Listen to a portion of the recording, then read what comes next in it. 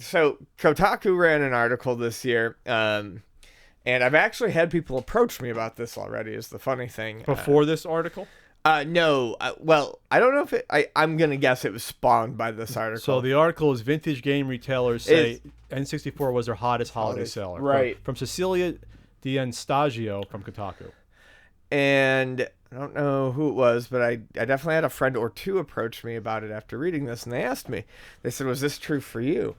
So basically, the article is simply about how, and it's a more interesting article in this light, how they're independent video game stores, like Luna and Video Games New York, and a couple of the other ones that are mentioned in here. I don't mind popping a couple other names. I just don't remember them. Yeah, if you see them, 8-Bit and Up. I don't know, other stores. They've noticed that there has been a kind of a slow shift, I think, from the hot Christmas systems being Nintendo and Super Nintendo, and we're now seeing this shift towards N64. Okay. Because as people grow older, that nostalgia bug moves down and hits a younger generation. I've talked about this a billion times on the podcast. That's a lot of time. Yeah, 1,573, easily. And it's true. But I don't know if this year was the first. I mean, this certainly wasn't the first year I noticed it. I don't know if it's just area or what. I remember there was, I think it was 2 years ago, we had a call in like September, and it was like ridiculous. We were laughing because we had like 84 N64s in back stock. Sure. I was like, should we, I don't know, just pay a little less, stop taking them in, drop the price. What do you want to do? And Turkey's like, we're good. And we sold out of them 2 weeks into December, and we couldn't get any more in. No, that was that year. You had dozens and dozens. We had dozens and dozens, and they were all gone within a 1 month period between. And this includes trade-ins since then. Like I said, I was concerned about a back stock of N64s. Treg's like, no, they're all going to go this year. And that was 3 years ago. And every year since then, we sell out of N64s. And we get them back. But what I kind of wanted to point out was two things. It's not just N64s, just because I feel like it's not an insult. But it's just, I feel like the article is maybe a year too late. GameCubes have done the same thing for us. Like, we sold out of GameCubes too. That was kind of the situation this year that the N64s were, like 2 years ago, where we were like, Jesus Christ, we have so many GameCubes. This is ridiculous. We probably don't have a GameCube at either location right now. So I'm just going to paraphrase a couple of these paragraphs here. Paraphrase some paragraphs. So sellers of vintage gaming hardware said they noticed a boom in Nintendo 64 this holiday season, a shift away from previous generations. Store owners, online sellers, and repairmen on interviews say that in the months leading to Christmas, Nintendo 64s were hot commodities, especially among 25 to 30-year-olds, which makes sense because if you grew up with an N64, you're probably around 5 if you were that young to play it in 96 about, so you'd be 25 to 30 by now. Like, that's when the nostalgia bug kicks in. 5 to 10, 25 to 30. That's when I started to get a chunk of my NES collection was mid-20s. It jumped up. I was collecting since I was 18, but that's when, okay, now you got your job, you have an expendable income, you don't have a family yet, lots of money to spend on shit. Let's go get crap we got when I was 5. That's how the nostalgia bug usually works.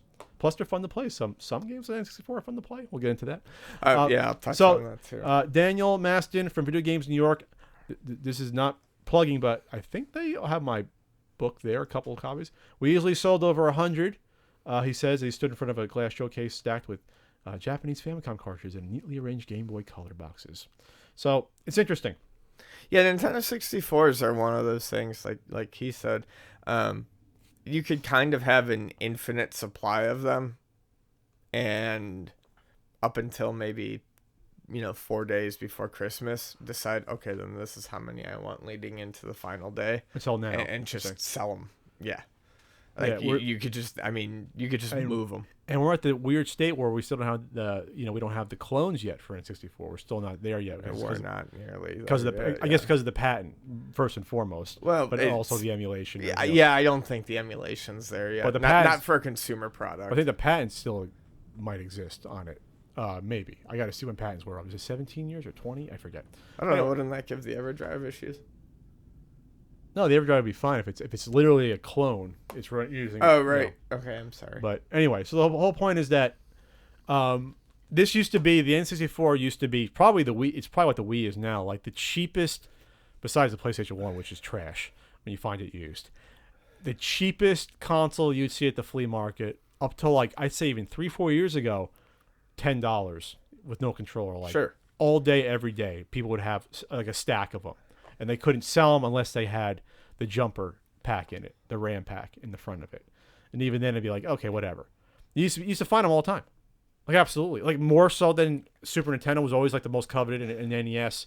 You just find tons of N64s. How do you think we ended up with, like I said, like 84? It's like a number that's just now you wish you had more. You wish you never stopped buying them at that point. No, we did. We kept buying them, but I'm just saying, like... You thought you'd never move them. Oh, my God. And then, boom, one Christmas, out. And then every year since, But boom, the interesting thing, though, is that if you probably talk to these people that are going back and buying them, I'd say 80% of them probably want the same 4 to 7 games, for the console.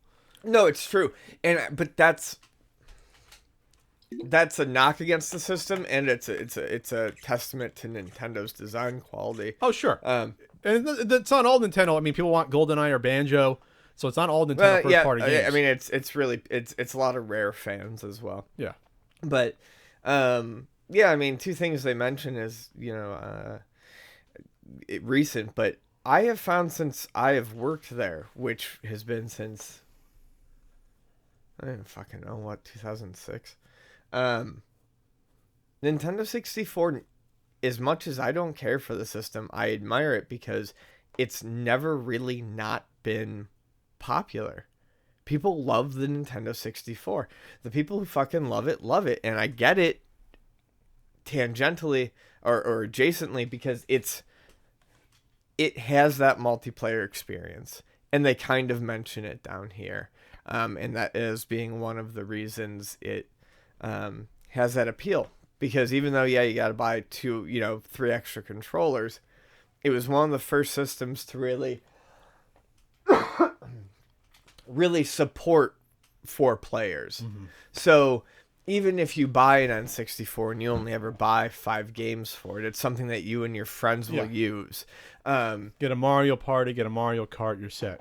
GoldenEye. Right, exactly. So once again, I didn't like it at the time, and I don't own one now, and I don't love the collection, but if you look at it as something different than a console, as like a party toy or a party device or a party console or some sort of party game, once again, Nintendo kind of wins here. Of course, that was a saving grace. I mean, when I think back of my fond N64 gaming memories, it's almost always with a group playing. It's not by myself. How high did I get? I just praised the N64. Yeah, Jesus, this is a new year for sure. Holy shit! I want to hit on this last paragraph. Sources I've interviewed. This is a silly Nastio.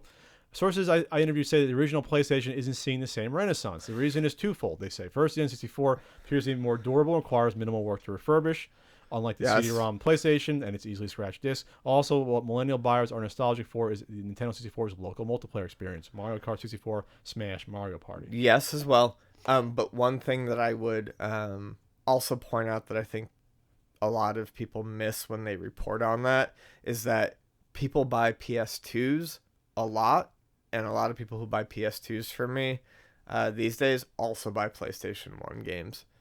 So for the some people do want actual PlayStation 1s, but it's not a lack of nostalgia for PlayStation 1 games. Those sell for us. It's that people would opt to, for as little as a PlayStation 1 is worth, no one wants to sell it, so we never have them.